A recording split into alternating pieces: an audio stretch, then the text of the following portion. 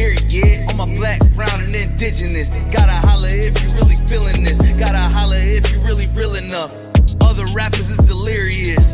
Yeah, it's really that serious. Better holler if you really feeling me. I gotta keep it 100, ayy. If you don't like it, then fuck it, ayy. We gonna win in the end, yeah, we gonna live in abundance. I gotta keep it 100, ayy. If you don't like it, then fuck it, ayy. We gonna win in the end, yeah, we gonna.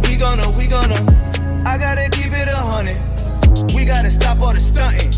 You know we coming from nothing. Yo, you talking about money, you bluffing. We gotta do something different. We gotta change how we live in. We gotta do better for women. We gotta do better for children. We gotta listen to victims, whether Jewish or Muslim or Christian. It doesn't matter your religion.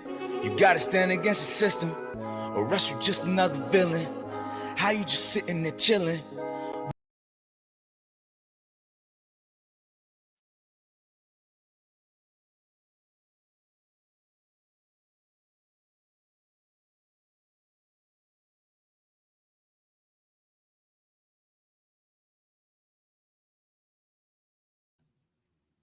Peace, everybody. Peace. My name is Jabari, and welcome to another episode of JabariVOCPodcast here on Jabari Voc Media.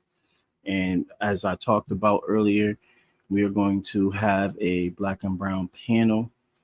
But first, before we get into our black and brown panel, we have some starting words from Comrade ALex Suarez. And we're going to get right into it. Well, before I go into the opening statement, I'd like you to let your listeners know, like in case they didn't see the shows that we did together. We did. A lot of people saw them. Yeah, what I mean is like maybe the new ones. Let them know, like introduce me a little bit, and then maybe by then Comrade Karleigh's on here because I'd love her to be here live for that for when I give that statement. So go ahead and just let people know. Like what I'm about. It says historian, maybe just like delve into what type of historian you think I am, and then I'll be happy to go ahead and read the statement. Oh, okay. I was going to do that after. And so because I get into stuff about my background a little bit in the statement. Oh, I got I'd like you to like tell people a little bit about me so that they can get prepared. That's all. All right. This will be off the fly. Because I was not prepared for this. That's fine. You can improvise. I trust you. So yeah. For everyone that has been on this podcast before, and if you didn't get a chance to know who Alex Suarez, he is a historian, and he is a socialist grassroots organizer as well, activist. This man has been a part of a lot of good movements like the Occupy movement and also in coalition. I don't know if you are also with them officially currently now with the Hoover movement, but I know that you was also in coalition with them. And also he has a very deep knowledge on the origins of words, very deep knowledge on history, connecting history to current events now. I think it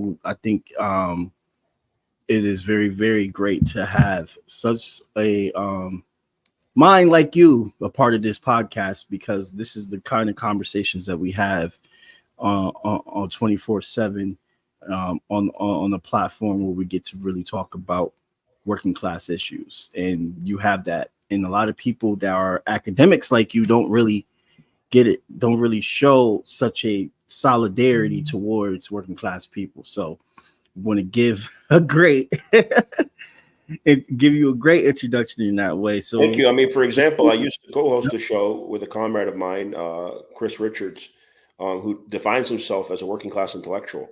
I would define myself as a working class intellectual activist, but definitely we need more intellectuals of the working class. Intellectuals tend to be elitist or become elitist over time. That's not something that's going to happen to me. And to answer your question, Revolutionary Alliance, which is the group that I started, is still officially in coalition with the Huru. And of course, we're supporting them and hope that they're going to be freed in their trial. The statement doesn't mention Huru's trial, mentions them briefly in a different regard, in regards to the context of the topic that we're going to discuss this evening. So I'm going to go ahead into the statement, and hopefully Comrade Karleigh will come to the show, and people will be able to, write questions if they have or comments on YouTube, and we'll be happy to, or at least I will be happy to respond to them especially if they're addressed to me. So I'm going to go ahead and read it now.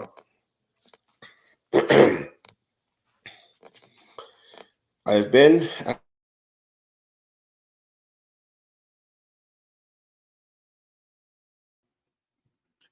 And comrade, you're gonna have to reset because you just muted yourself by accident. I unmuted it. Was I muted the whole time I was reading it? Yeah, you were. Okay, I'll just start from the top. I didn't read that much. No problem. I have been asked to speak on the topic of Black and Brown unity, one I have spoken and acted on before. As a revolutionary historian, I find it necessary to start my statement with a brief historical comparative analysis of an African and Latin American civilization. The latter I can trace my indigenous roots to, as I consider indigenous and North African people brown or black, the former being the first civilization on Earth, predating even the Mesopotamian, although it was not called Mesopotamia originally, since that is Greek in origin, and the Greeks came much later to the region of North Africa and the Middle East. It was thus called Babylonia. The Egyptian rulers, at one point before the Greek arrival, were darker skinned because they intermarried with the Nubians, and they were indeed the first, just as the first human beings were dark skinned. DNA in particular has also proven I have traces of North African roots, where the Egyptian civilization I'm specifically referring to indeed is located. However, it is more probable I'm related to the cousins of the Egyptians from that line that is in what is now Morocco, as people from that region controlled Spain for 8 centuries and intermingled with the Iberian population. Nevertheless, I must first admit a bias. Unlike in the study of communications, which I studied apart from history, the word bias in historical language has no negative connotation. I am indeed biased in favor of the oppressed or downtrodden, and there is a historical tradition of this in this country from Howard Zinn to his younger contemporary Michael Parenti. So let me state that gold, which is commonly considered by Europeans as a symbol of wealth or prestige, meant something else to the Inca and Egyptian civilizations. Both built pyramids to a sun god. Both saw gold as ceremonial object, symbolic of the sun. The Egyptian sun god was called Ra or Re, and the Inca sun god Inti. It was not till later, and largely what is called Peru today, that the Spanish turned those objects into blocks and filled their pockets with it, making wealth or prestige, or sent it to Spain or the Vatican as their cut for their support of their extension of the Inquisition to what was later called the Americas. But what the Incas called Pachacamac, which means Mother Earth. Like other tribes, the Incas did not see the earth as something to plunder or real estate, but the earth and environment as something sacred. Gold to the Incas was the set of the sun, and silver the tears of the moon goddess. Likewise, in Egypt, gold did not symbolize wealth or prestige until the Greek influence later. The Incas had 3 laws, which are similar to laws repeated to me by Seminole chiefs here in Florida after I went as a water protector to Standing Rock in North Dakota in late 2016. Those Seminoles who know their history, who know how they defeated the U.S. with runaway slaves, and who never sold out, are the ones I worked with. These laws in the Inca language, Quechua, were Amakeya, Amasuya, Amalula, which means do not steal, do not lie, and do not kill. These are the first 3 violations introduced by the Spanish conquerors or imperialists of those times. What was the first Inca town the Spanish invaded? Well, it was the same town my grandmother, who had Inca blood in her veins, was born in. The same town the former president of Peru, ousted in a U.S. imperial coup, Pedro Castillo, was born in. It is in the north of Peru, between the jungle and the Sierra. This town is called Cajamarca. Cajamarca, unlike Cusco, the Inca capital, has no remaining Inca structures except one, the chamber where Atahualpa, the last Inca ruler, was held captive by those greedy Spaniards. This is because the Spanish took pride in that being the spot they did their shameful act, so they made sure it was not destroyed. In Cusco, there was such an abundance of structures and indigenous people who remain to this day that the Spanish could not dare destroy those structures. Atahualpa was clever, but was arrogant and underestimated the Spanish. He had just defeated his half-brother in a civil war that started from Atahualpa's father dying from a mysterious disease and splitting his lands between his sons. This disease was probably spread from Mesoamerica from Europeans already in that region. The Spanish, led by an illiterate conqueror named Pizarro, took advantage of divisions to plunder the land, just like Cortez, Pizarro's cousin, took advantage of divisions in Mexico earlier to attack the Aztecs. Atahualpa, while held captive, noticed the Spanish lust for silver and gold. he made friends with Spaniards like Hernando Soto. The Soto taught Atahualpa how to play chess. In fact, when they killed Atahualpa, they made sure De Soto was out of town.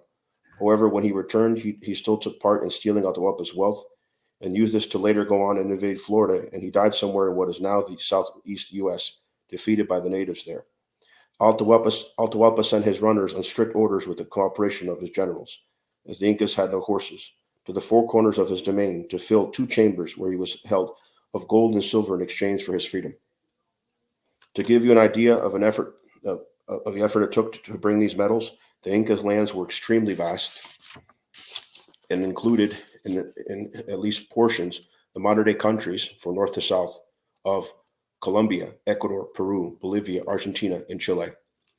Once Atahualpa fulfilled the ransom, the Spanish concocted a story that one of Atahualpa's generals was going to free him, and they assassinated him. This story reminds me of Venezuelan ambassador ALex Saab, who had worked with Uhuru and others to help free Fonley late last year when he was held in Cape Verde on U.S. orders.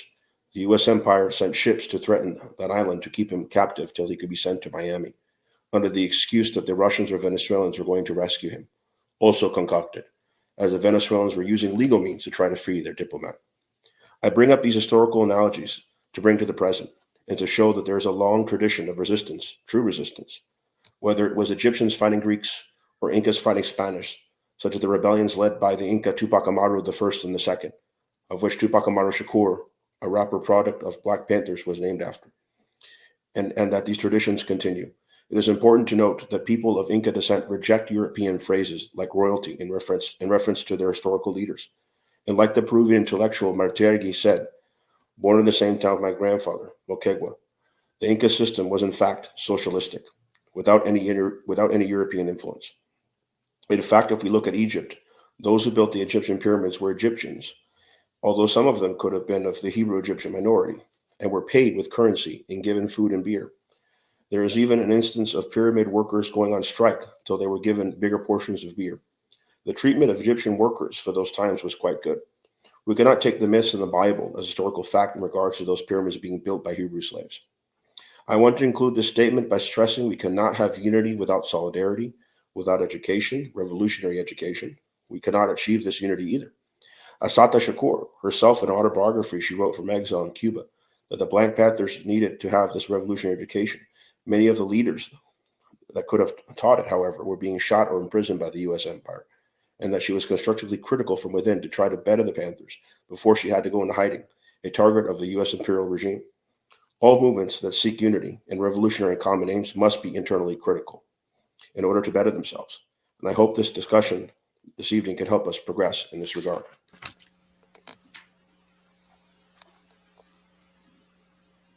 I want to first introduce the panel because we also have a surprise here, and I'm very, very, very happy about this surprise. I like surprises. So first, let's introduce my sisters. So her first, we got Karleigh. She is a journalist, an athlete, a proud member of the Party for Socialism and Liberation, and she used to work for ESPN. She went to Russia in the 80s. She got to see Russia in the 80s, and she is now here in America doing the greatness that she does, wearing many hats. I want to introduce her.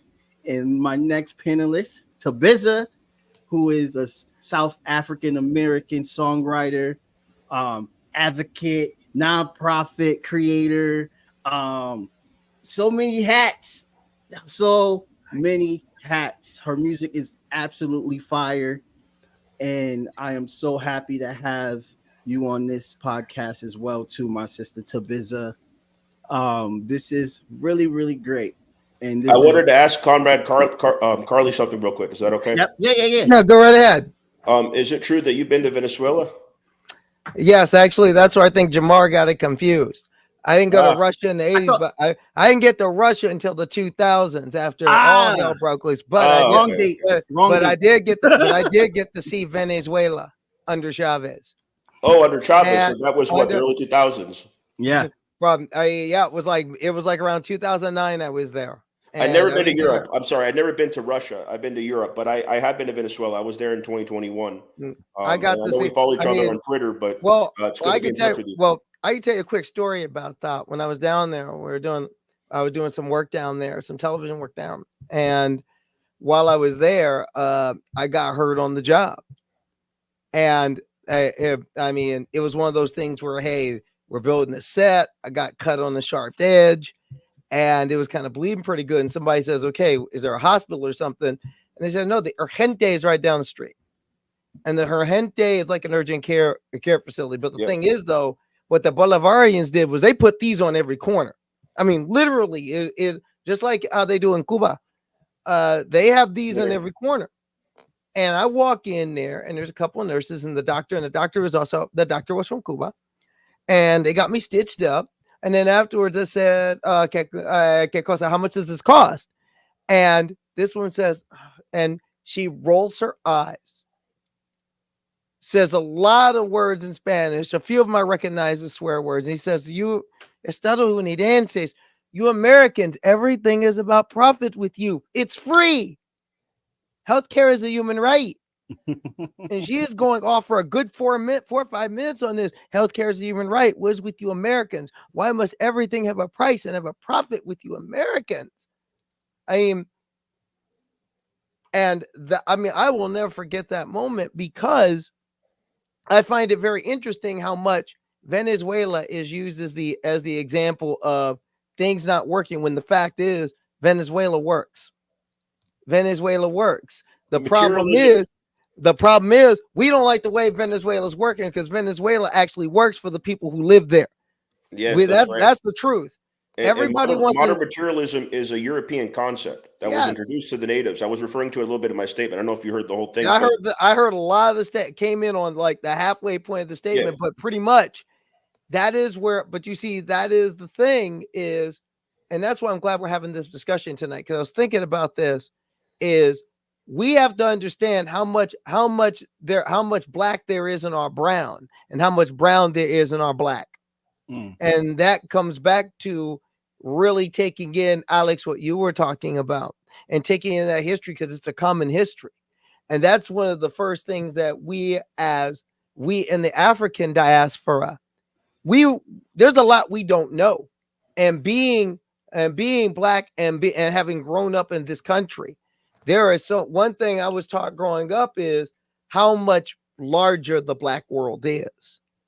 And a lot of that black world plays right into that indigenous world here in the Americas. We cannot talk about black history if we're not also talking about indigenous history. And we have to understand those interconnections. And we also have to realize, as black people, is that not all the boats went to Savannah or New Orleans. Those boats went to Hispaniola. Those boats went to Vieques. Those boats went to Rio and Bahia. Those boats went there too. A lot of us don't realize the second largest African nation in the world is in South America. Yes. Let's understand this. The second largest African nation in the world is actually in South America. It is called Brazil. Brazil, that's right. So, and in many ways,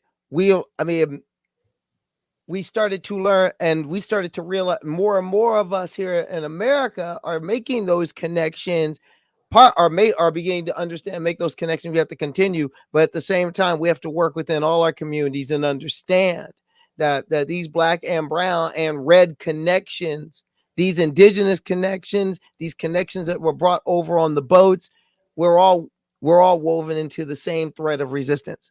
That's Absolutely. One thing I wanted to bring up in the panel real quick. What I love for have everybody thoughts on is on the indigenous aspect. I had a guy on by the name.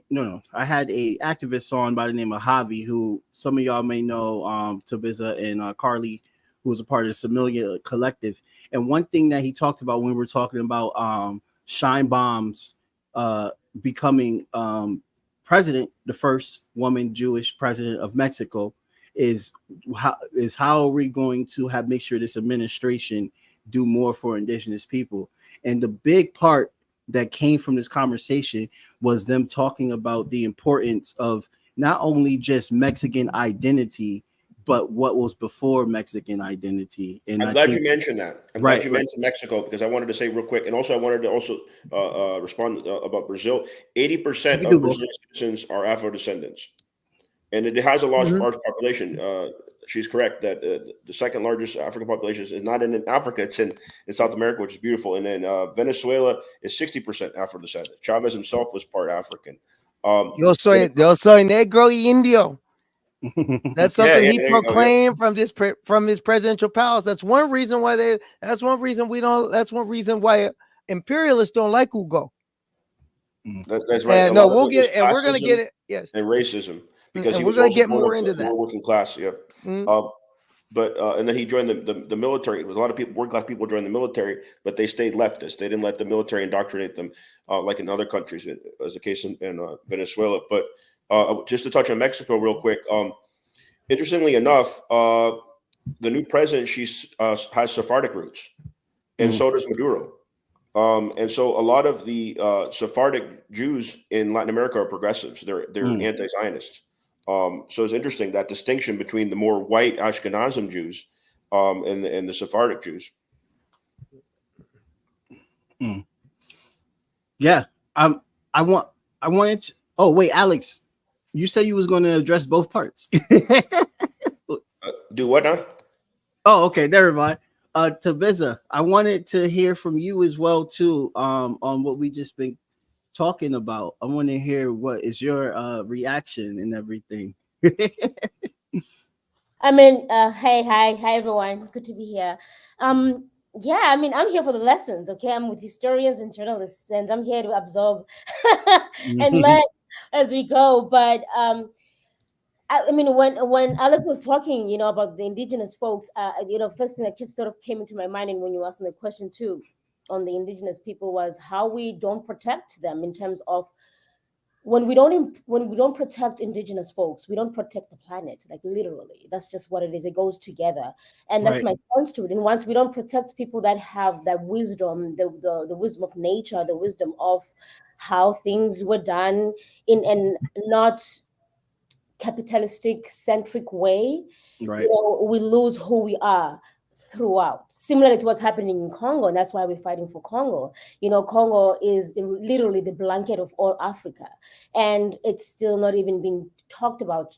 I'm also putting myself in there as well. I don't think I've done enough, and I want to do enough, but then there are just so many struggles happening at the same time, and a lot of people have pulled and also know more about Palestine because of how viral TikTok and everybody got connected to that, but it is not disconnected to all the other struggles that are happening, be it in South America, be it anywhere really in the world right now. So I mean, I don't know if I'm even remembering the question that you asked, but I just really feel strongly that whenever we talk about indigenous people and the political even in the political lens, we can't not forget that if we don't put people that are indigenous into other spaces where decisions and policies are made, we are really just doing an injustice to us all globally.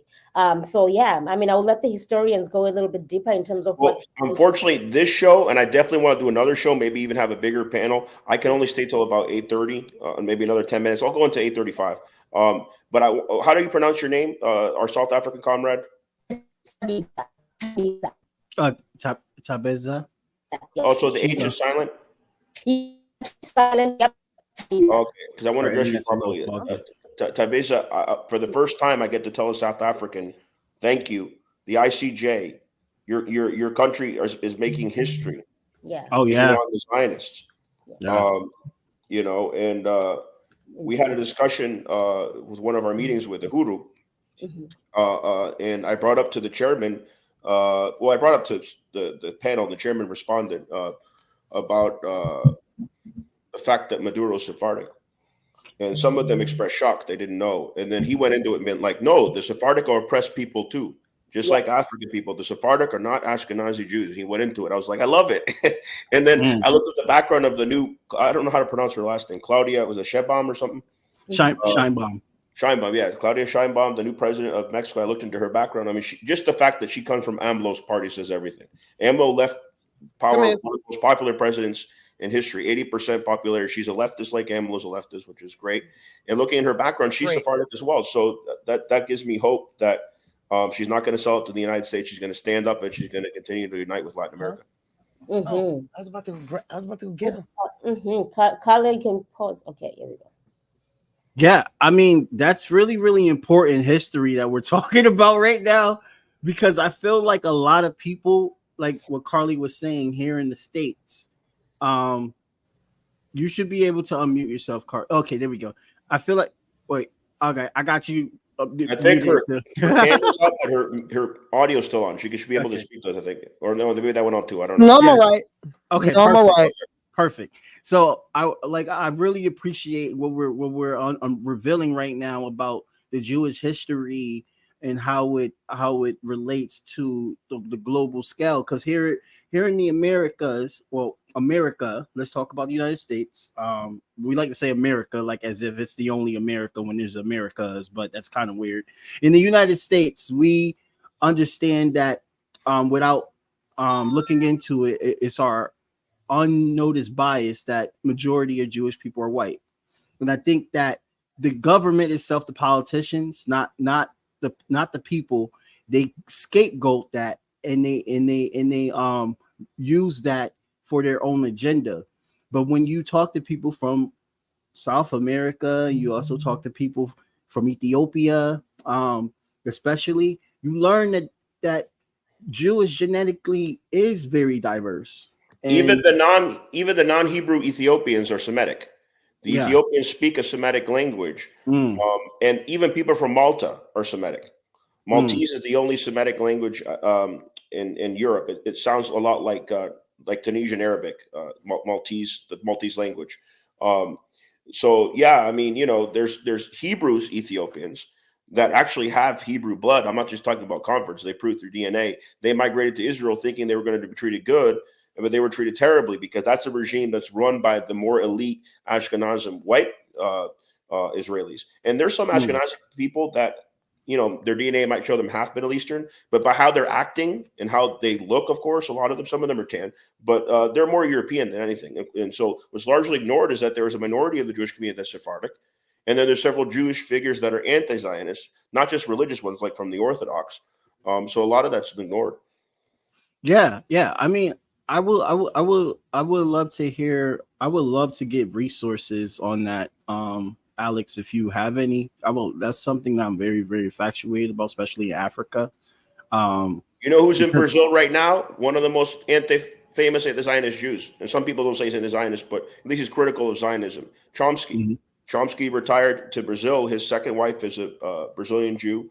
And she's a progressive, and he's been having some health issues. But yeah, he happens to be down there right now too. Oh wow, I did not know that. Hopefully he's given. Hopefully he's consulting with Lula a great deal. Well, yeah, hopefully he recuperates and he can communicate with Lula. Lula's doing a lot of good things. Well, the thing is, we want to make. They fought like hell to get fascism out of there. What's that? We fought. Well, there was a hard fight to get fascism out of Brazil. Absolutely. We don't want it, and I certainly, and right now what we're seeing in Latin America, we had this little moment, but now when Colombia is shifting to the left, something's up. And something's up. And El Norte is understanding something up. Look at Mexico. Look at what we're seeing. Look at what we're starting to see in El Salvador, in Guatemala. We are starting to see the continuation of a movement left in Latin America. We are starting to see that move left. And a big part of that was what happened in Brazil. But the problem is Bolsonaro is chilling in Miami. We're all fat. We're all Latin fascists go. Led to Orlando. You know how I know that? I was part of a group that was going to go to his house and confront him down in Orlando. Oh, that's right. You're in Florida. You're based in Florida. That's right. Yes, I'm a couple hours north of Orlando. So I was going to go down with the group to confront him at the home he was staying at. We found out where he was in Orlando. And within a couple of days before our action, he went back to Brazil.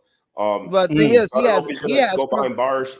But the thing is, though, he has criminal proceedings in Brazil. Yes. Can you speak on that? Can you guys educate me on that? Of jail so far, but there are proceedings. You're correct. And also, I want to mention what's going on in Peru. I mentioned Peru in my statement. Dina Boluarte, who's a terrible dictator backed by the United States, a right-wing horrible person who infiltrated Pedro Castillo's party. Yeah, and she wasn't his vice president when she took over. She was a former vice president that was exposed as a right-winger who came later to be the U.S. puppet. But Boluarte, the reason why she's keeping Pedro Castillo behind bars, not letting him go to trial, is because she has no case, and she knows once he's freed, the people will rise up and bring him back in power. And who rescued his family to Mexico, just like he rescued Evo Morales during the Bolivian coup? AMLO. AMLO was involved there. AMLO was involved in dialogue between the Venezuelan opposition and Maduro. He did a lot of good. And I hope that Claudia, who's continuing AMLO's legacy in Mexico, will keep up those same policies. Yeah, man. I mean, well, Alex, you're about to leave soon. I have questions for Tabiza and Karleigh individually. But I wanted to ask you this real quick before you go. And definitely, we're going to have a part 2 of this. Just to let viewers know, this is only part 1. I think this is a good series to have at least once a month. Alex, what is your reaction to seeing how Latin America, how do you think the Latin countries are reacting towards what's happening in Palestine? Because I think it's a big pivotal moment, especially with Colombia severing ties officially. And if you know anything else about that. Well, something a lot of people don't know about ALex Saab, who I mentioned in the statement as well. Right. He's half Palestinian. He's actually 100% ethnically Middle Eastern. He's half Lebanese. I did not know that. Oh, wow. Yes. And his father was Lebanese. His mother was Palestinian. And both his parents were activists fighting for Palestinian rights in Colombia, where ALex Saab was born. And then he became a Venezuelan national. So there's an Arab community in Colombia who are probably pressuring the government there to rupture diplomatic relations with Venezuela. A lot of them are economically advanced. They're merchants or whatnot, and so they probably use that influence and the fact that the president's a progressive to rupture relations. And that's and I congratulate Colombia for taking that brave step in this time in history. Right. But I wanted to also mention the Congo was brought up. Yeah. Che went to fight in the Congo. A lot of people don't know that part of Che's history. They know that he went to Bolivia, that he was killed in CIA orders. What they don't know is before that, he went to the Congo to fight alongside Lumumba's comrades. One of the posters in my room is of Lumumba. He was a great revolutionary hero. And that started reading about that, going into the Congo, Angola, and helping to free South Africa as well. And because Mandela thanked him when he got out of jail. So there's that solidarity between Cuba and Africa that goes back to the 1960s when Che went to the Congo to fight, not just on his diplomatic missions, but he actually went as a guerrilla and left Cuba in secret to go fight in the Congo. And so I think that's a beautiful thing. And thank you so much for having me on. Well, yeah, thank you. I mean, that is a major part of why we revere the revolution in Cuba and why it is decried by imperialists, because internationalismo. Yes, that has been Cuban doctrine from the beginning to end. We will help revolutionary groups in many ways. I mean, I like what Nelson Mandela said after he was freed. I was going to bring that up. You have them. You in the West make the mistake that your enemies are necessarily our enemies. I remember when he said that. That was a very important point, because a lot of people, one of the reasons why you can't say anything bad to me about Fidel Castro is what Cuba did to free South Africa. Absolutely. Dude, they sent the army. They helped. You see, thank you for having me on, comrades. Okay, keep in touch. Yeah, you too, Alex. But see, that's what people do not understand is that one of the reasons, for example, why I stand with the Cuban with the revolution in Cuba is because of what they did. You know, we in the West figure we kicked in a little bit to USA for Africa. We did our part. No, Cuba sent forces, sent tanks, sent people. They sent boots on the ground to Angola. They sent boots on the ground against Jonas Savimbi. They sent boots on the ground directly against the South African army. And at a place called Quito Carnivale, they defeated a U.S.-backed army. Yeah, that's something that they would never bring up. They would never bring no that one up. wants to talk about that. There are people say that didn't happen. Yes, it did happen.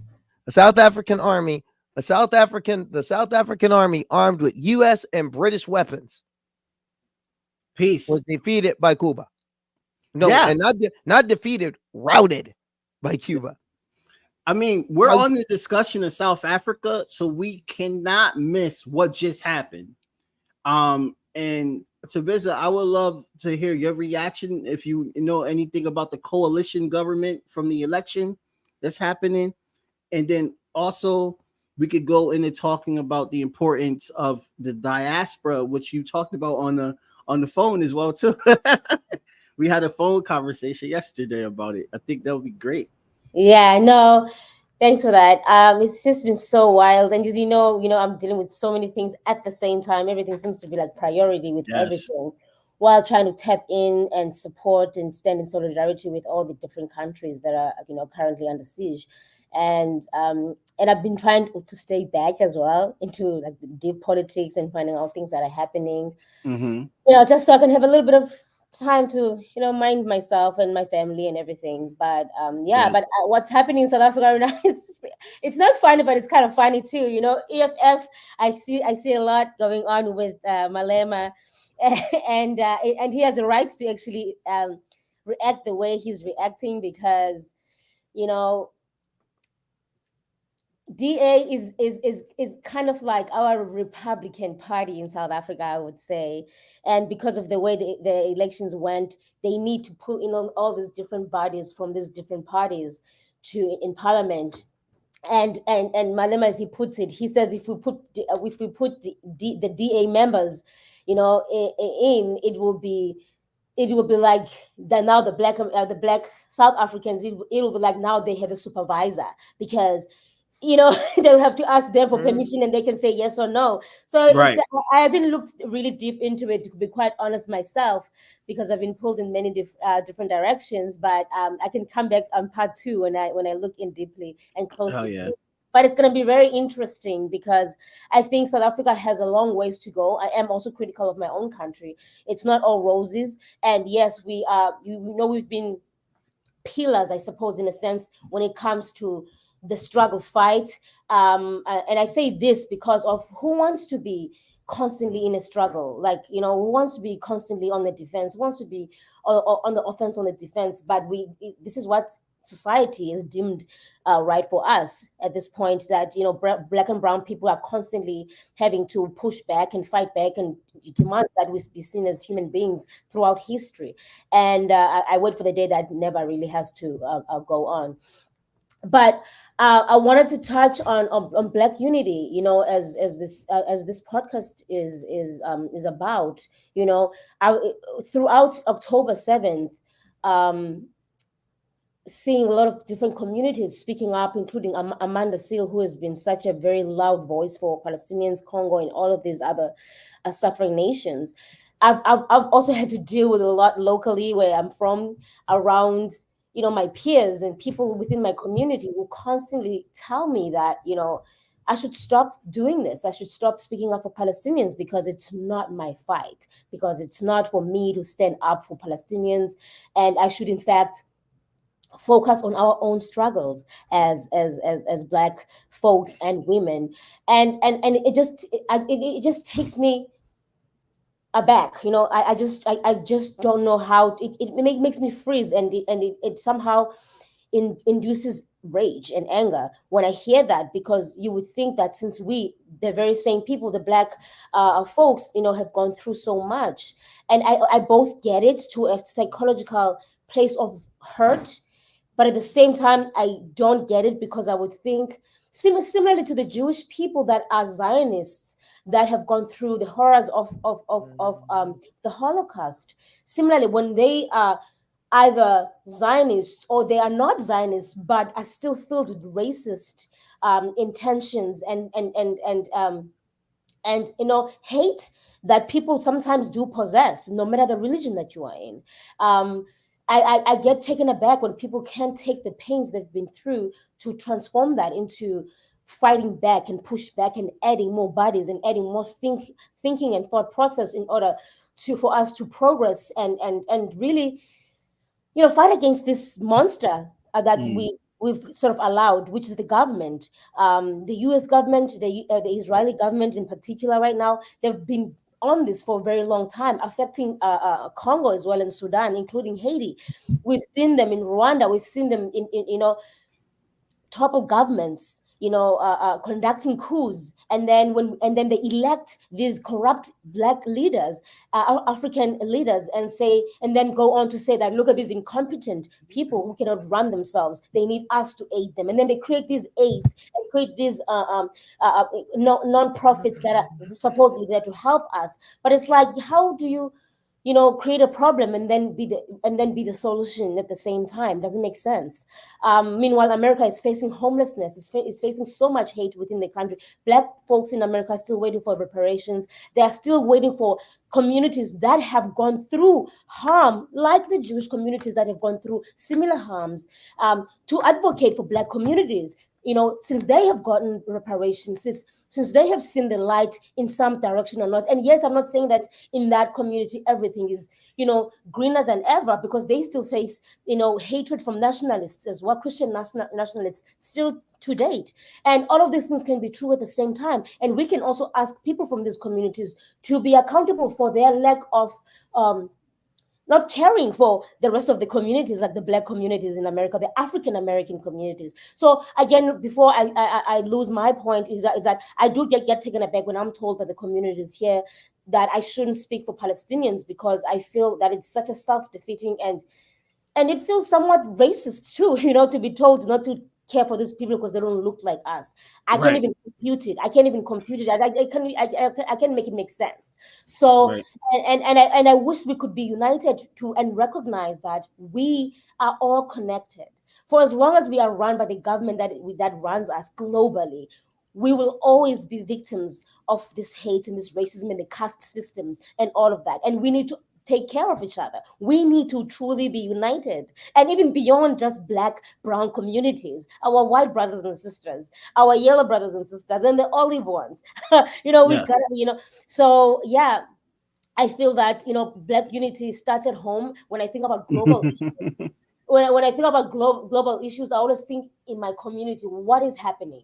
And then I start working in my community, so that it's not like a dream in my head where things I can't touch. I can touch my neighbors. I can feel them. I can hear them. I can visit them. I can talk to them. We need to get the Black churches out here speaking on unity, because that's in the African American struggle. Black churches were instrumental. Martin Luther King had the Black churches. He himself is a reverend, and I don't see churches coming out. I don't see rabbis coming out. I don't see all these leading men of faith coming out to call out the governments, our local governments, our elders, and all these people that are supposed to put policies, bills, and laws in place to make sure everyone who's here is protected. And I'm wondering, why is that? Is it because it's Palestinians, or is it because it's Israel who's involved? I'm confused. I don't know. I don't have all the answers, but yeah. Yeah. Karleigh, I mean, that was a lot of great points that Tabitha talked about. I would love to hear your insight, because I think it's right on the nail as for the Black diaspora. I think Tabitha said it all. Right. And by the way, Tabitha, no, I want to talk about you for a minute, because I know you've been through some things. Yes. To stand up and speak out. And I think people need to understand that. I think people need to understand that that it's kind of hard to tell somebody who understands what that word apartheid really means, who probably knows apartheid when they see it, that they don't know that that's not what they're seeing. First, I want to say much love to you and your husband for the stance you've taken and for what y'all have been through. Because you've been through some nastiness, and you've been nastiness to speak up, and you've been through some nastiness to speak out. I hear people say that. Why are we talking about Palestine?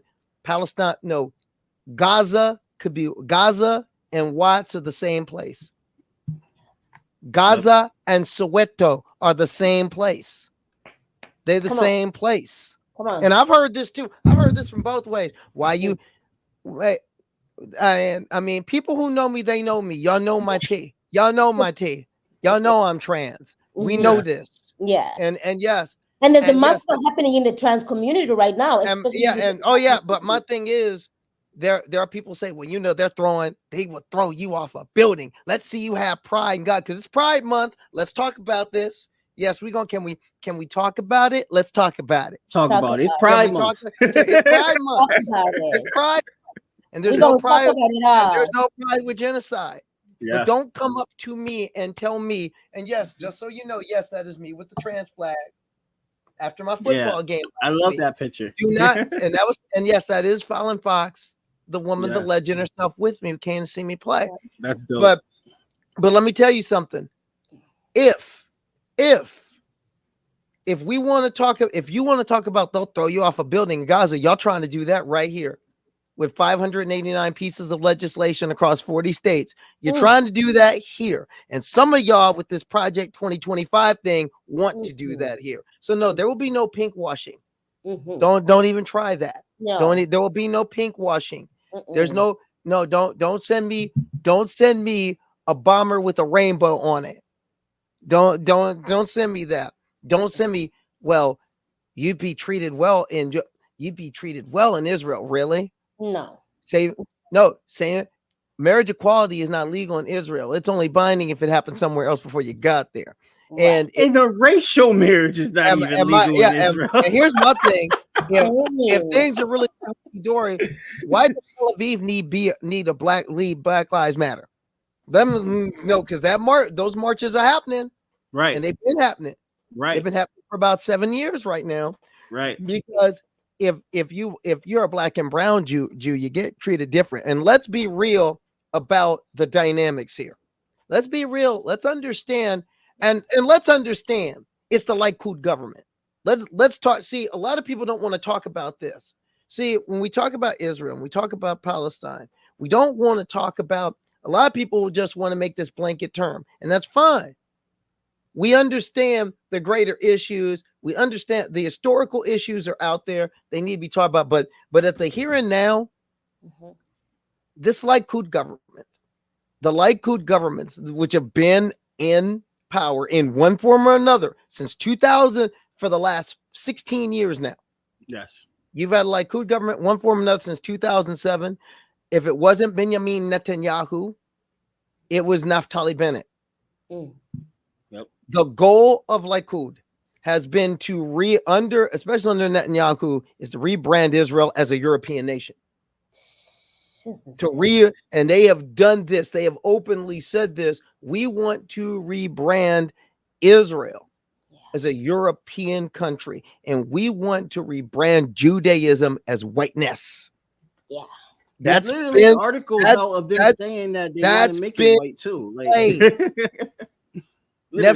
Naftali Bennett, when he was prime minister, the short time that he was prime minister, said this. Right. So said this.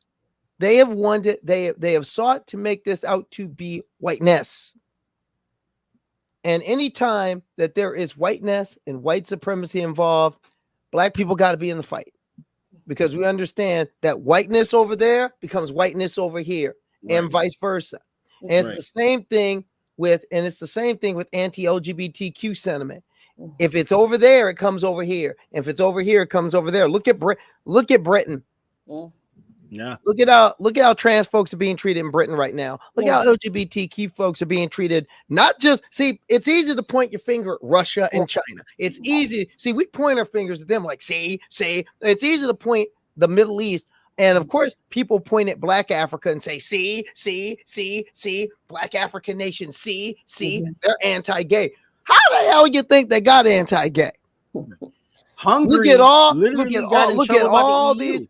No, but here's the thing. Look at all this legislation that's come out in Black Africa, in sub-Saharan Africa. And if you scratch underneath, where to come from. Alliance Defending Freedom, Heritage Foundation, Turning Point. These are people that have had no engagement with Africa ever. They've had no engagement. The only engagement that the United States has in Africa is a military engagement. Yeah. And that's been relatively recent. That's why they're kicking them out now.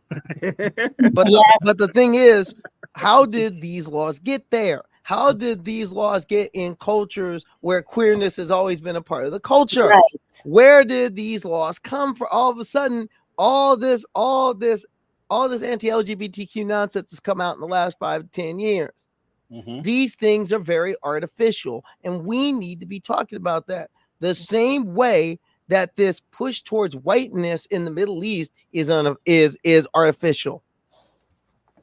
Yeah. And let's say, and the fact is, there are groups all across the Middle East there are queer groups, queer advocacy groups all across the Middle East, even in Iran, that are doing the work.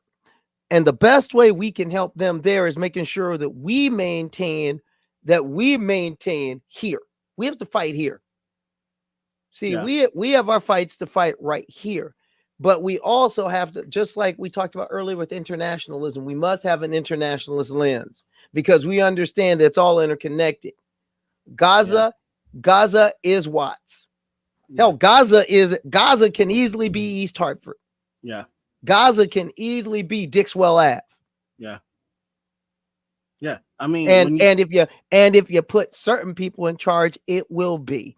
But the whole point is, God. Well, even if you put any capitalist in charge, it's going to get ugly, no matter what. Because and that's the real of it. Is that when we come down to it, what you saw in Gaza is a symptom, but the drive for profit and the all-consuming drive for capital. I mean, come on. There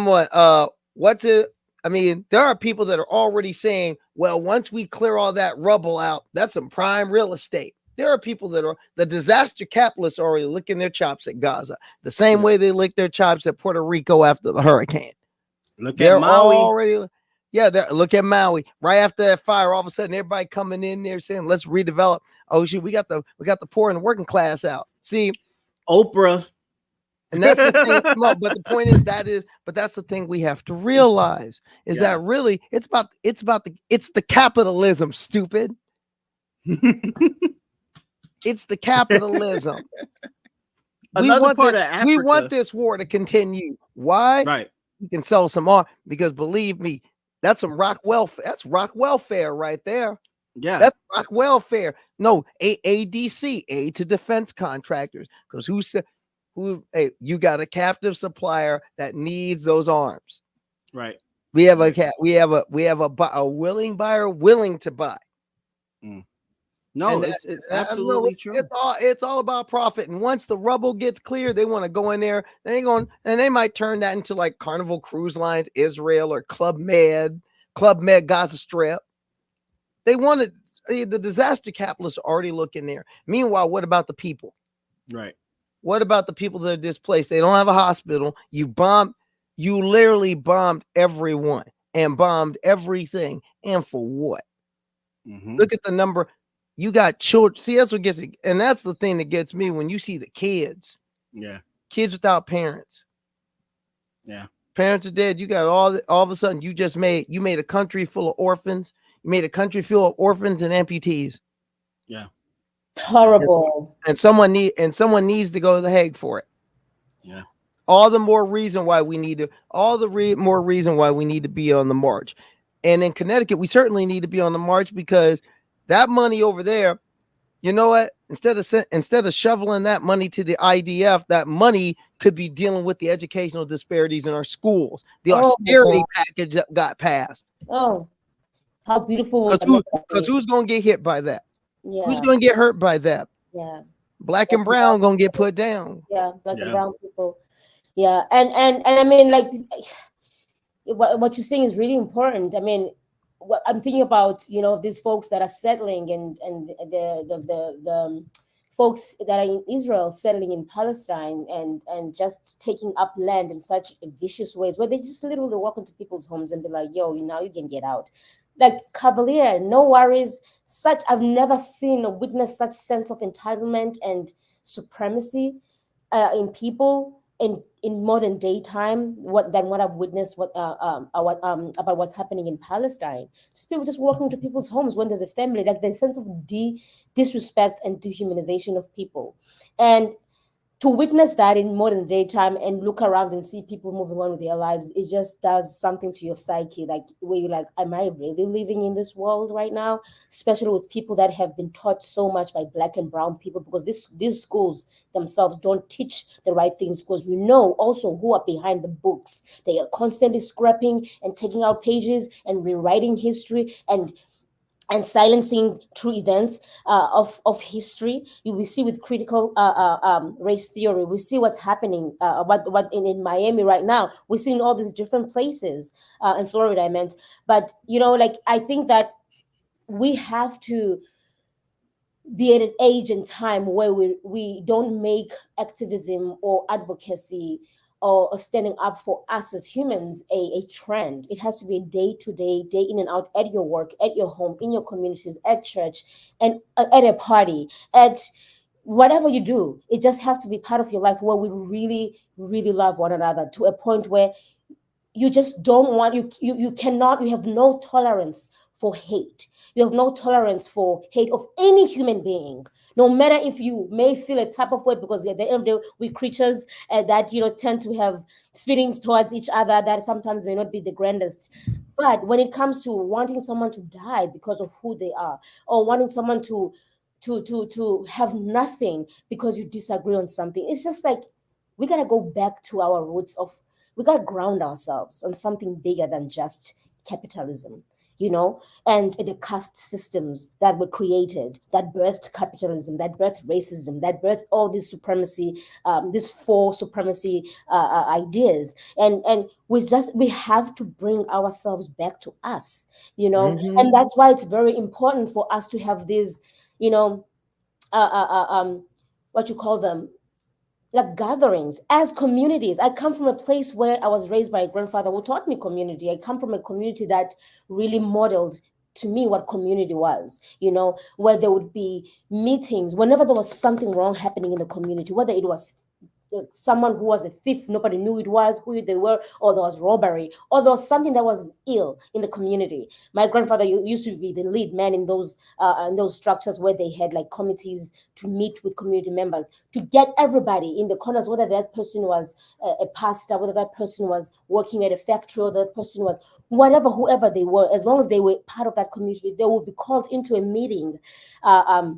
and discuss the matters of the community in a fair way, not in a way that's looking after some people in the community, because that's what I witness in these communities, including the community I live in. It's not about people like me. I live in a very affluent white community where nobody, I cannot even imagine someone speaking in meetings and being like, Black and brown people or the Muslim people that are in this community, or the Latino community, I cannot imagine us being centered in conversations in terms of how we can build as part of the community. But it's always coming from a place of when things happen that are not okay, or how can I save you? Or how can I, instead of really wanting to be a neighbor and a friend and somebody who is like, you can cry on my shoulder anytime, as much as I want to cry on your shoulder. But it's always like, I want to give you things out of helping you, but don't give me anything because I don't need it. I'm reminded, as I hear you say that, I'm reminded of something that Connecticut activist Kamora Harrington says often. Mm-hmm. We talk about Ubuntu, but we don't do Ubuntu things. Yes, and I'm used to Ubuntu. That's what I'm used to. That's where I come from. But you see, that's the thing. We talk about Ubuntu, but we got to do Ubuntu things. We have to start realizing that it's not about me helping you. It's about I am Ubuntu. I am because we are. I am because this community is. But I am because we are. When people start taking that level of ownership, instead of realizing that, I'm here to help you, instead it's like, no, I am you. Yeah. We are us in this space at this time. And healing will, and when you're hurt, I'm hurt, because we are one in this. And when people start seeing, but you see, there's only one way we're going, but you see again, it's the capitalism, stupid, because capitalism says we're all in it for ourselves. Capitalism says, no, you got to be all in it for yourself. No. Isolation. And that's why we need, and that's why I'm going, Jamar, what do I always say whenever do these things with you? Is that we got to get to the hammer and sickle part of the program. Yeah, we have to talk about I'm how going to bring the important hammer it and is sickle with to you. empower the working class. And the first thing we have to realize is that before you're above all else, you're a part of this working class. If you got to get up and scratch to make your daily bread, you're in this working class. And the one thing we got to ask in all this, for example, how does bombing the hell out of Gaza help the working class? It don't. Nope. It doesn't help the working class. It certainly doesn't help the working class in Gaza, because you bomb them out of their jobs, their homes, their infrastructure. But does it help the working class? How's that helping the working class in Israel? It don't. Oh no. Especially what's happening with north of Israel, with Lebanon finally, like, we're getting tired of y'all bombing us. So now, but not only that, but not only that, think about the situation in the country before this started. Situation in the country was they were about to throw Netanyahu out on corruption charges. Netanyahu was looking to basically build a nation where he was accountable to no one. He was becoming Viktor Orban, and people were starting to know about it. And people were starting to understand that, wait a minute, he's running a game on us. And then what happens? This war breaks out. Then this breaks out. Which convenience says, before you go, I'm sorry, I hate to cut you off, but Taviza has to leave now. And so I wanted to send you off and give you your flowers for coming on. Thank you so much for coming on. And also ALex Suarez as well too. Like I said, we're going to have a part 2. So thank you so much for taking the time out to have the conversation with us. Absolutely. Thank you so much for being such a great steward in the community, and that's plugging us in and just, living your dream in action, and I appreciate you and all the work you do for us all in this community. And you're going to grow so much more. I know it. Thank you. Yeah, and Karleigh too. I love your name. That is Chardonnay, because I'm thinking I need a Chardonnay. I can understand this. I'm pretty sure after the election, I think a lot of people could use some Chardonnay, because it's an interesting situation that's happening in South Africa right now. Because 100%. The big questions are, one is, because now you have this split in many ways, because on one hand you have the African National Congress, but then you have Jacob Zuma, who went over and started the party. And then you have the DA. Now the DA, I'm not. It's hard to get a read on them. It's hard to get a real read on them, because in the beginning the DA was like, the DA under Helen Zuli was very much like, we know the score, but we want to work with you. But I'm not sure about where is the DA going to be more like the old National Party? Because that's kind of where I see that trending. Is that in some ways, that's what I want to ask. Are they going to try in a sense go back to what the old Nats were? Right, and that's a very good question. That's a very good question, because we know the DA that supports Israel already. That's a red flag. We have a lot of people in the DA that are very, very, very. I don't know if there's even a thing. It's called very racist, but I think you're a racist. That's it. There's no little or bigger racism. But I think, like, right now there is a member of parliament. There's a video circulating. I don't remember his name. I don't even think I knew him, but he's from the DA, where he actually was upset a couple of years ago before you joined parliament, where he. Well, I know they threw someone out recently because of because he had some. I did read that someone was thrown out of the DA caucus in Parliament because they had links to Eugene Terreblanche. Yeah, and I don't know if it's the same one, but I think it might be the same one, because one of them, this particular I was gonna say gentleman. I need to be careful when I call people general people when they're not. This man, he was just ranting on a video about, I guess, Malema.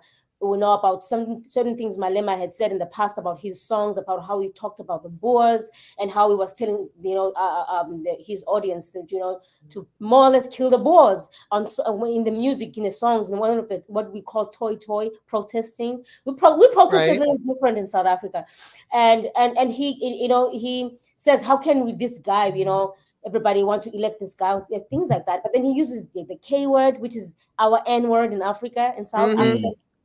So he uses those words, and very confidently so too. And it's a mess. And like I said before, South Africa is not perfect, but because in this particular case, especially with Palestine, we have the experience. So we have all the receipts and we have all the stripes on our backs to say we can speak on the situation, and we can say we can identify the situation is not okay. And it's not that long ago.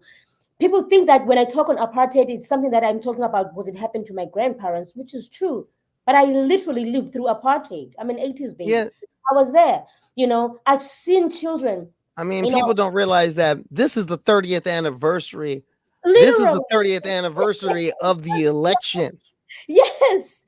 That's how young South Africa, true democracy in South Africa.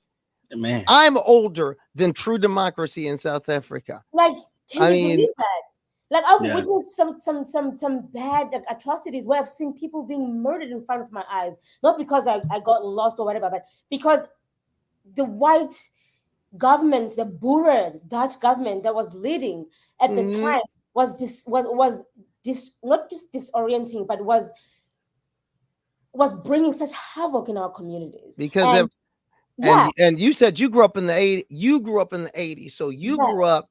So I mean, depending on when you were born, right? I mean, there was the there was the 1985 state of emergency, which was horrible. It was horrible. And 1976 just recently. The first state of emergency in 76. Right. Then you had the second state of emergency in 1985. Mm-hmm. And that was finally, in many ways, the straw that broke the camel's back for a lot of the Western Alliance. A lot of the Western Alliance realized, we cannot support this. Right. We cannot. When Ronald Reagan comes to you and says, I can't run with you on this, you've gone off the rails. The Botox government went off the rails at that point. When even Margaret Thatcher and Ronald Reagan says, we can't go with you on this one.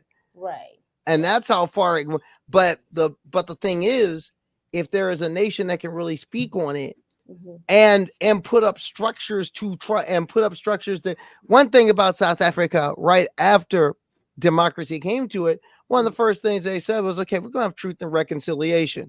We're gonna come up front. We're gonna come up front. What happened? Okay, that's what you want me to do, Karleigh. You want me to stay here because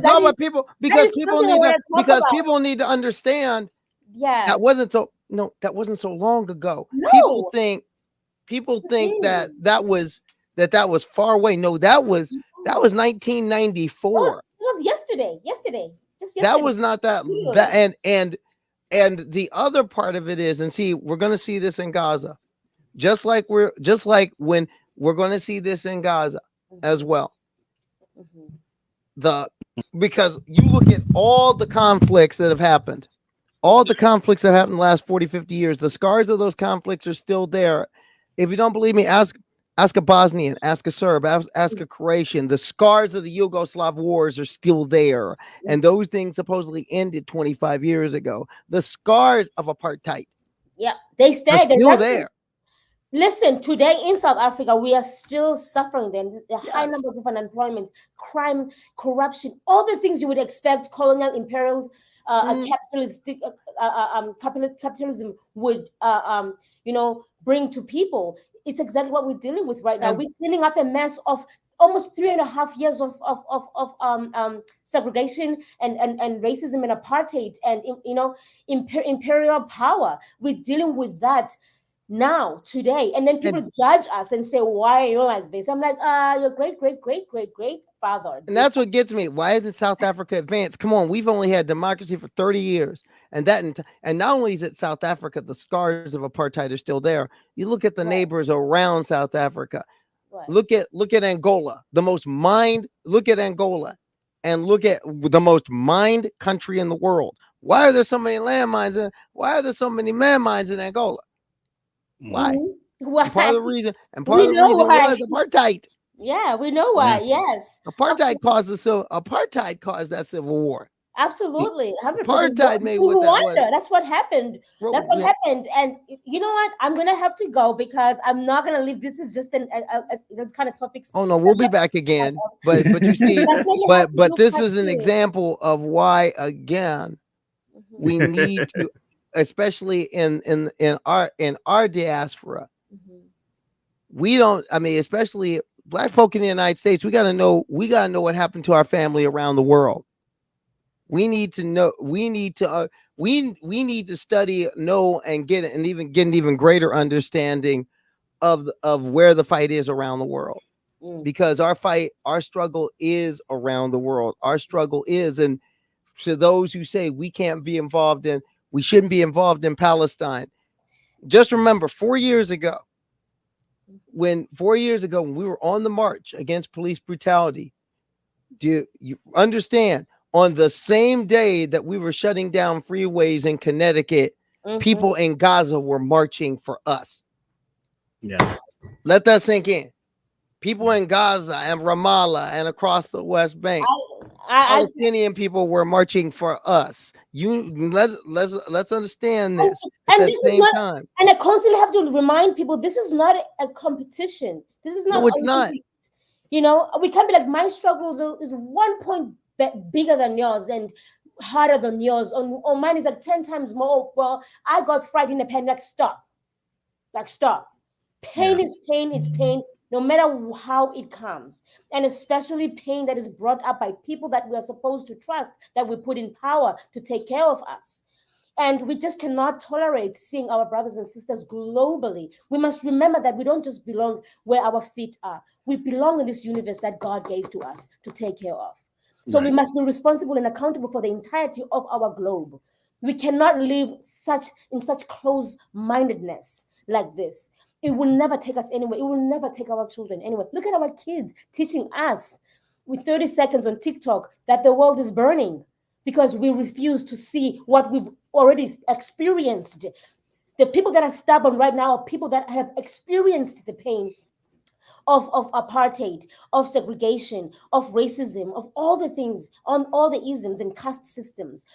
But they are so numb that they just don't know where to begin to push back and say, actually, maybe we do need a third party. Actually, maybe Biden's not that great. Yes, he did all these wonderful things with APA, with other reforms. I can count all the things he's done, but all I know is that we can say whatever great things he may have done or may have not done, but nothing should supersede the fact that he is allowing a genocide in broad daylight in front of our children, on their palms, watching it happen.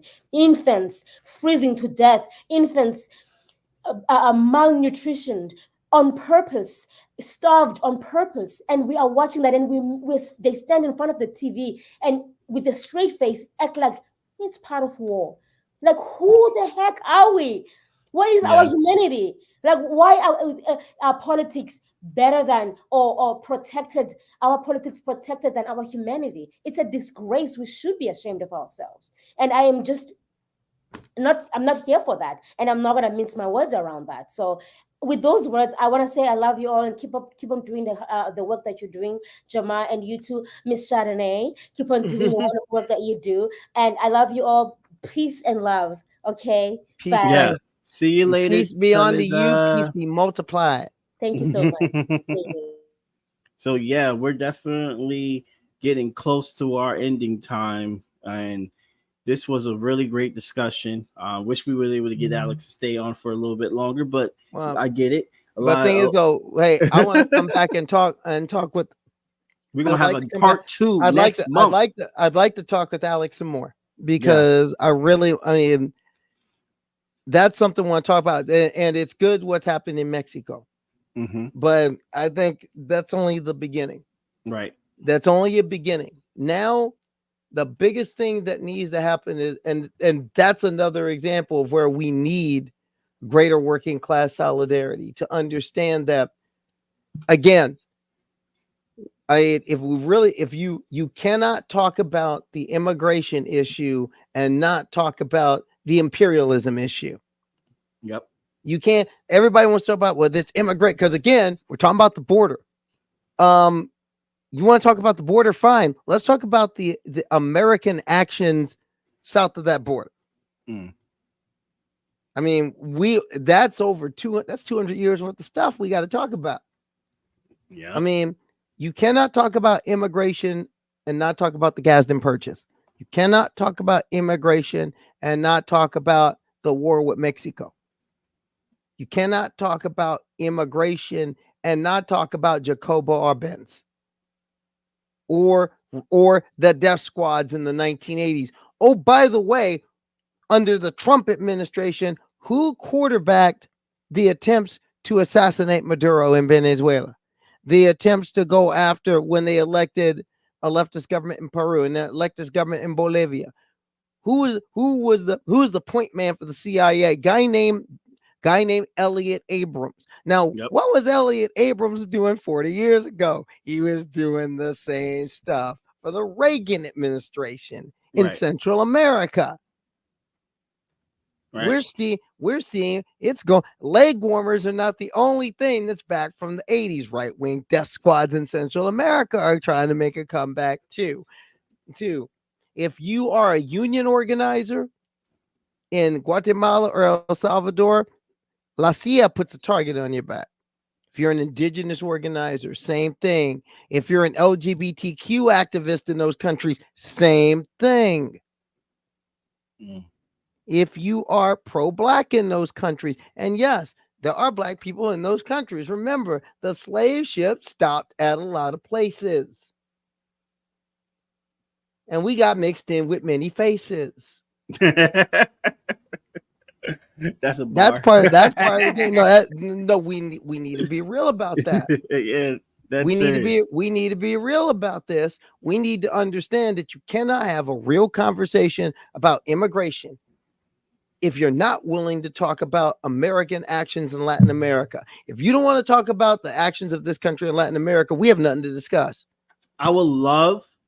I just thought about this, and we're running out of time, but I literally just thought about this. A panel with you talking with what's my homegirl name? I had her on the damn show because I think it would be a great conversation. If you and Manila Chan, well, do you know Manila? Do you know? I've heard the Manila name. Chan? Yeah, if you and Manila Chan talk, because she talks about this, and she talks about the history of how America's like what America has done and all the wars and everything, but she still also leans on the side of protecting the borders and all this stuff, but doing it in a more ethical way and stuff like that. But here's the thing: whose border are we protecting? Right. I would love for y'all to have a conversation. Let's think about this. Whose border are we protecting? See, we need to quit. We need to quit worrying about all those people coming across our borders. Right. And you can't talk about these people coming across our border if you're not talking about how Uncle Sam has encroached their border. See, there's a reason why they're coming here, because you messed up their country over there. Yeah, and I totally agree with that. Our stance on opening the borders, I totally agree with that. You know what I mean? And I wanted to tell her because she was saying that what we should do is invest in building up those nations. But while we're investing in flipping and saying we're sorry, I think what we really need to do is leave a lot of those the United. Okay, now I'm going to get nerd on you for a second. I'm a huge fan of Star Trek. And one of the most important laws of Starfleet is the Prime Directive. which says that Starfleet that no Starfleet personnel can interfere with the basic development of another world.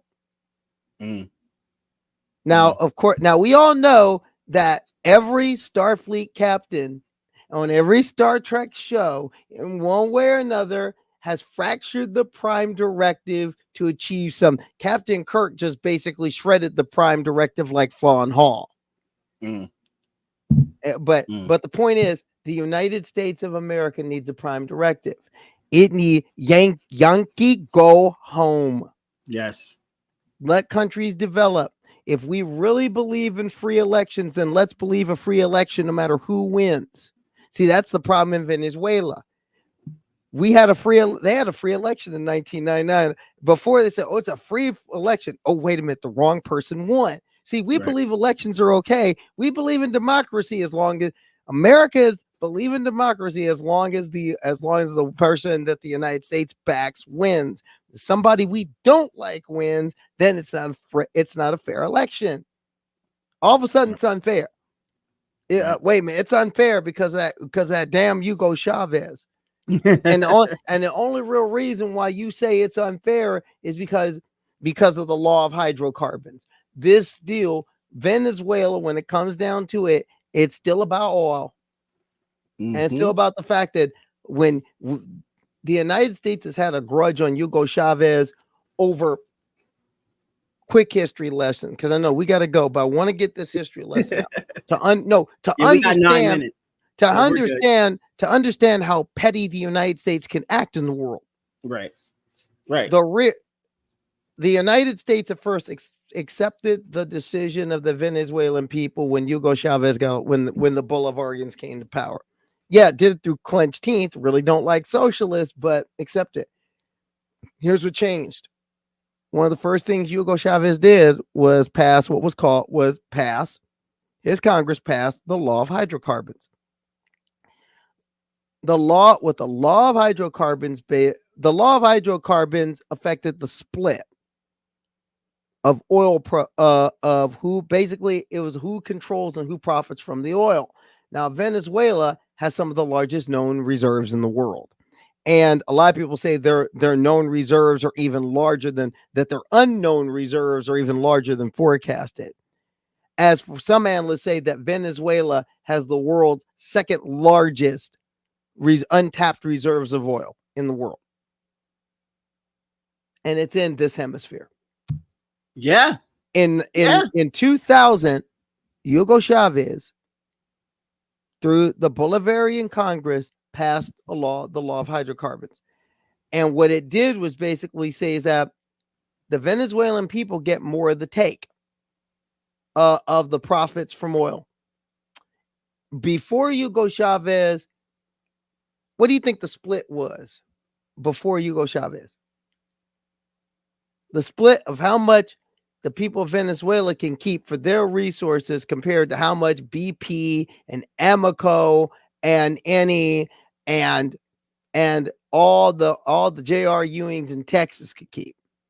If it's like anything compared to what they was doing in Burkina Faso, I would say like probably 2% or 1%. Well, the split was 84% went to the oil barons and 16% went to the Venezuelan people. Hugo Chavez said, someone that's in this audience, the 5 I see listening, I hope y'all learning something right now. Now what Hugo Chavez said is no.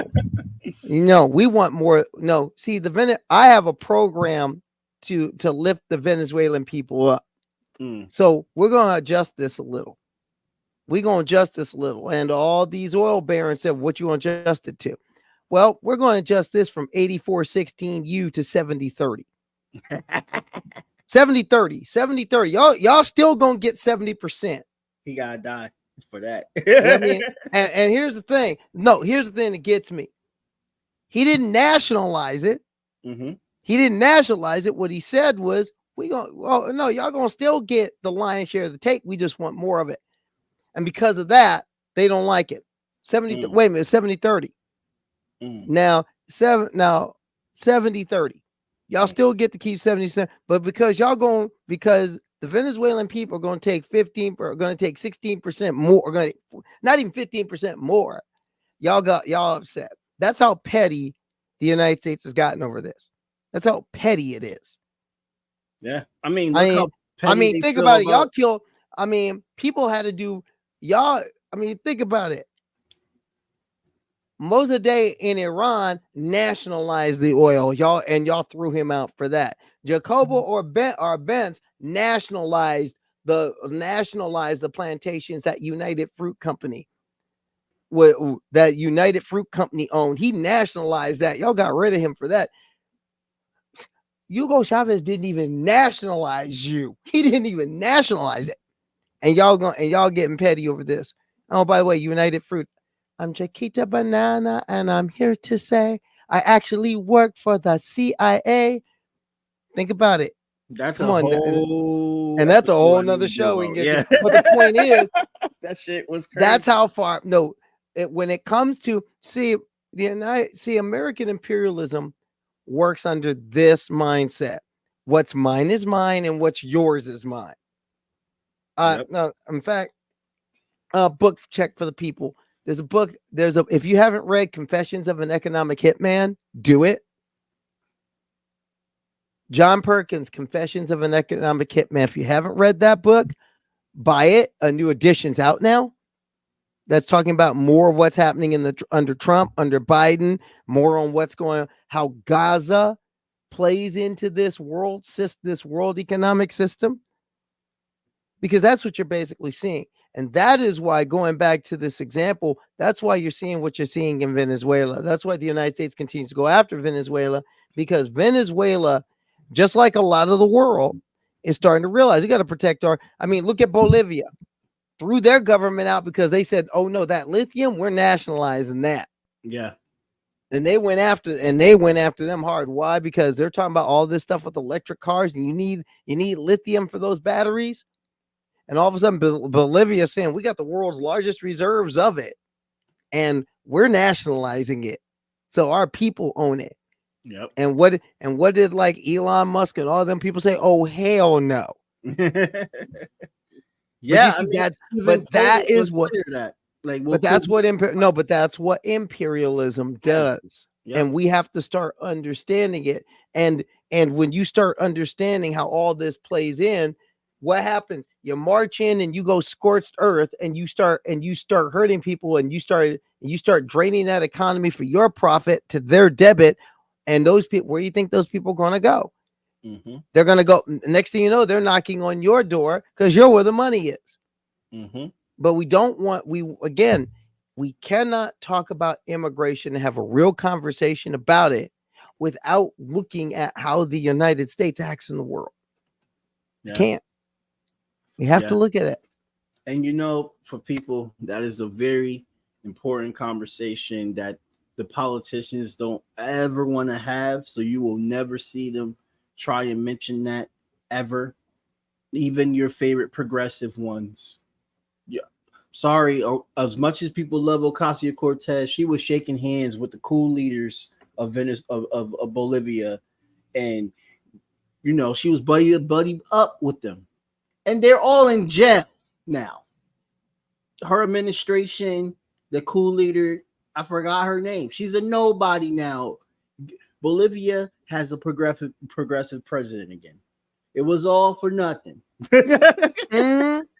So that's what happens when you go with the wrong side. And you see that she never says anything about Bolivia again after she was given straight up backlash for shaking hands with those oil producers and with the butcher that they put in power in Bolivia. I haven't seen her with Dina yet, but I'm pretty sure she spoke to her or something. No, but the thing is, but what we're seeing in a lot of Latin America, what we're starting to see is, again, things are moving back left. Yep. Things are moving left. Neoliberalism. They're done. Things are moving back up now. But the interesting thing is, as the developing world is moving, is running to the left. In some ways, why are they doing it? In some ways, because they see what's happening in the first world. Because think about the first world. It's crashing back hard. It's going hard right. Look at France. France is going hard right. Yep. I mean, righties have at least a little bit of a beachhead in Germany. Yep. In Eastern Europe, you're seeing more and more. You're seeing urbanism more and more. You're seeing urbanism, and you're seeing. I mean, look at Italy. There's a reason why they call Meloni Mussolini. And even when the parties even when the parties considered left win, they're going to the right. Look at Keir Starmer. Mm-hmm. Keir Starmer is just going to do. Keir Starmer is at best David Cameron, really. I mean, Margaret Thatcher said it best. What's my greatest accomplishment? New Labour, because now you really don't have a left in Britain. You don't. And being a being a person of trans experience and being LGBTQ and seeing a Labour Party that would hurt you just as much as a Tory party would, I don't see a lot of daylight between those two. And then on the third, you have Farage, who is a fascist. He's a wine-drinking cigar. He's a flag-waving, cigar-smoking, wine-drinking fash. Mm-hmm. And he's going to actually get traction for the first time in his political life. He's going to actually have influence. And that is another freaking conversation that I want to have, because I'm looking into that. I got an episode of Maloney coming up. Because you gonna do a Meloni episode? That. Yes, I've been watching her. The EU had to give her a spanking about her xenophobiness. That's one thing I'm gonna bring up. But you see, but here's the thing: a lot of the European Union's going that way for a lot of reasons. Yeah, you're starting to see people got to realize eventually centrists give in to fascists. That's what it is. Yep. The people that neoliberals give in to fascists, they do. It's part of the DNA. There's enough people who just want to line up and salute. Right. You can't afford. And if you're actually in a situation where you're marginalized, you can't afford that. If you got black skin and brown skin, fascism is not going to work for you. Yep. So we got to fight against it. If you're in the working class, we already know what fascism did to the working class. We already saw it. History has taught us that one. We don't want to go back there. And that's one reason why, again, I bring my hammer and sickle, because things often get fickle. Mm-hmm. And that's what we're seeing right now. Yep. Well, Karleigh, I want to thank you so much for taking the time out on your busy schedule. And I also want to salute to the Hooverals that didn't have the capacity to come on the show, but definitely this platform stands in solidarity with the Hoover 3 and what they are dealing with being prosecuted as Russian bots. That's so not cool. We stand in solidarity with them, especially. So last announcement, please donate. We talked about Palestine, so please donate to PAL Crisis Relief, PAL Relief Crisis, that is on Instagram and also on TikTok. They will, the funds goes directly towards the volunteers, the medical students in Gaza. If you saw my interview with Noor, I spoke with Noor, who is living in Gaza, living in Rafah actually, and her organization was able to help over 100,000 families so far. Probably even larger than that by now. So please donate to PAL Relief Fund, PAL Relief Crisis, and that's one way you could get involved right now to help out with what's going on in Palestine. Free Palestine, by the way. If we didn't mention that part, free the Congo, free Sudan, free all of Africa. They're freeing themselves right now. When you see what's going on in the Sahel region, free humanity. Free humanity.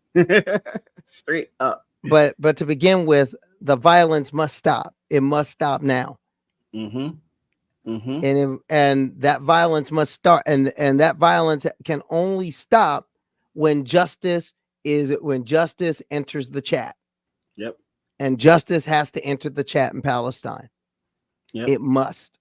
There's no other option.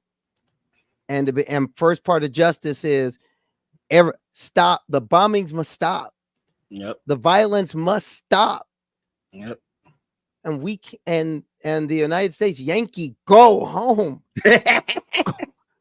Please go home. Well, don't send more of my tax money and send more weapons. Yeah. To flack for white supremacy coming from the Likud Kak regime in Tel Aviv. Tell Mr. Netanyahu no. Yes. And then send him tell Zelensky no too. and send him to the Hague. Tell Dina no. Tell Zelensky no.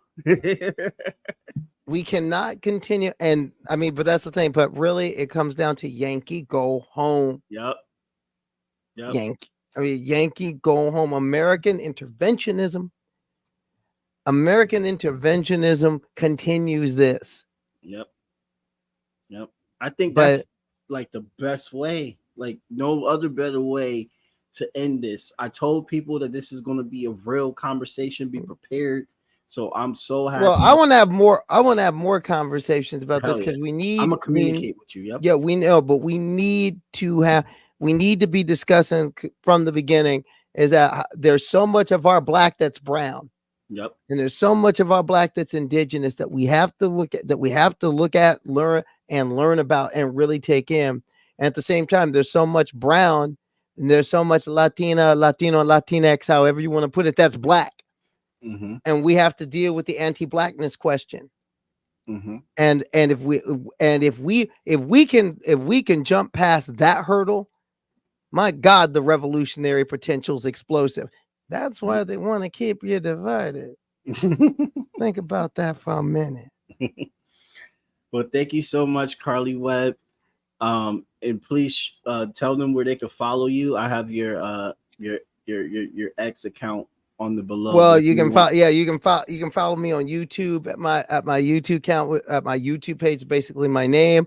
You can also see me on the Transpositions newscast. Mm-hmm. A group of us got together and we're doing news by trans people for trans people to serve all of our communities and to serve all of our communities, especially right now. It's Pride Month, and just a reminder: there is no pride in genocide. Mm-hmm. There's no pride. There's no pride in genocide. It's time for what you're seeing to end. You cannot, and don't let anybody. And what does it say on my name? No pink washing. Don't let them pink wash you. Yep. And remember, all these companies, not as many as they used to, because think about it. Now they get up. Now they're all scared. They're all scared to ride that rainbow. But when they ride the rainbow, you know what color they're really about. Don't ever get that. Every June, all these companies all of a sudden say, "We're with you. Love is love. Love wins." And they ride in the rainbow, but we all know what color in that rainbow they're really about. Well, thank you, Karleigh, and I hope you have a good day. You too. I'm trying to pull up the Stellar Blues tonight for people, so we're going to have some more shots soon. Thank you so much for all the likes and shares, and I'll see you later, Karleigh. I'll text you later. I'll see you, comrade, and remember, a better world is possible. And with the thing, and if we're going to survive as a species, a better world is essential. Yep. And everyone on there on the airways, have a really good night as well, too. Free Palestine. Blank period, yeah. On my black, brown, and indigenous. Gotta holler if you really feeling this. Gotta holler if you really real enough. Other rappers is delirious. Yeah, it's really that serious. Better holler if you really feeling me. I gotta keep it 100, ayy. If you don't like it, then fuck it, ayy. We gonna win in the end, yeah. We gonna live in abundance. I gotta keep it 100, ayy. If you don't like it, then fuck it, ayy. We gonna win in the end, yeah. We gonna. I gotta keep it 100. We gotta stop all the stunting. You know we coming from nothing. Yo, you talking about money, you bluffing. We gotta do something different. We gotta change how we live in. We gotta do better for women. We gotta do better for children. We gotta listen to victims, whether Jewish or Muslim or Christian. It doesn't matter your religion. You gotta stand against the system, or else you just another villain. How you just sitting there chilling?